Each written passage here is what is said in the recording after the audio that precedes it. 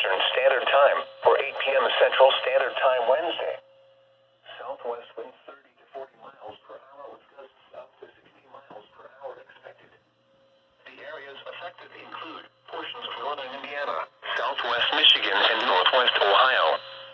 The hazardous conditions are expected from 4 a.m. Eastern Standard Time or 3 a.m. Central Standard Time to 9 p.m. Eastern Standard Time or 8 p.m. Central Standard Time Wednesday. The following impacts are expected. Damaging winds will blow down trees and power lines. Power outages are expected. Travel will be difficult, especially for high-profile vehicles on north-south oriented roads.